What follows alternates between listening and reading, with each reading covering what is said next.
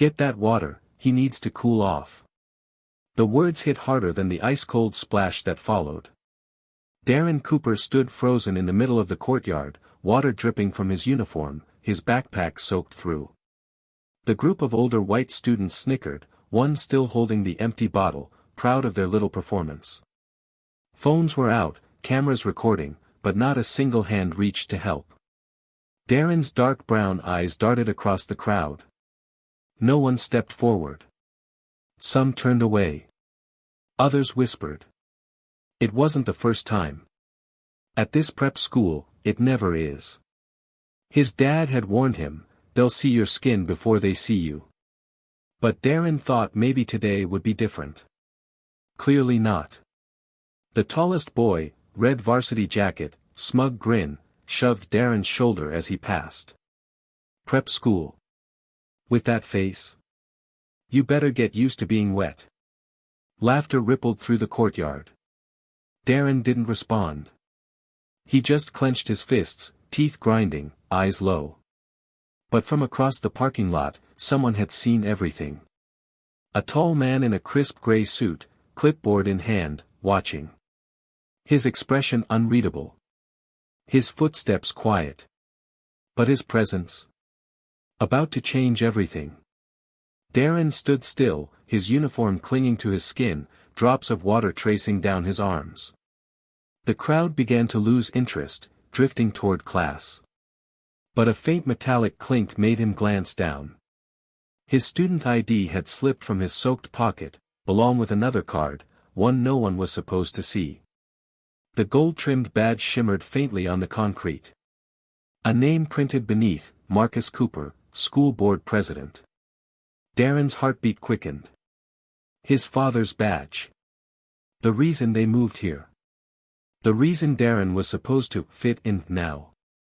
He bent down, wiping the water from his face as he snatched the badge and ID up.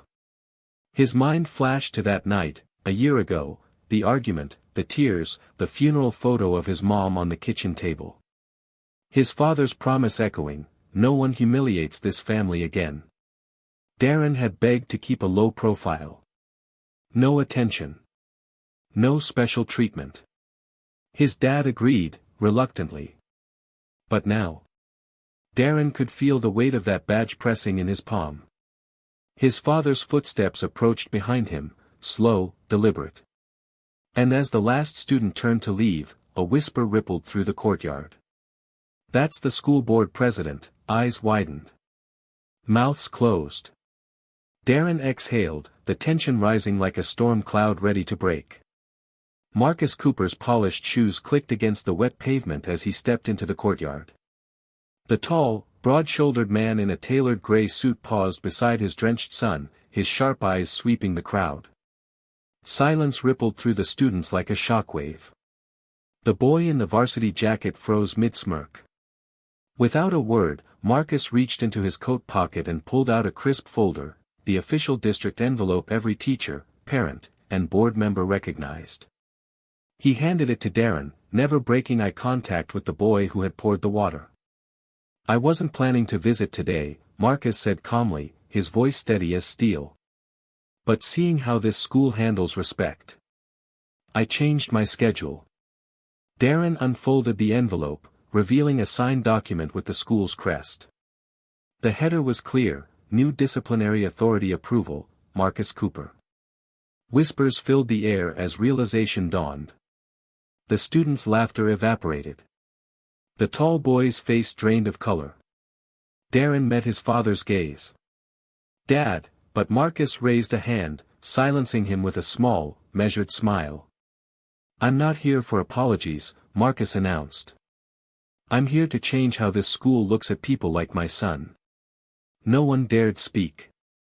Even the teachers by the doorway shifted uncomfortably. Marcus rested a hand on Darren's shoulder. Let's go. And with that, they walked through the crowd, leaving silence and wet footprints behind. Darren followed his father across the courtyard, the wet fabric of his uniform sticking to his skin, but his shoulders lighter than ever. The whispers faded with each step. In that moment, it wasn't about revenge, it was about being seen, about standing your ground without raising your voice. Sometimes, dignity speaks louder than outrage. And sometimes, the people underestimating you have no idea whose name is on the door.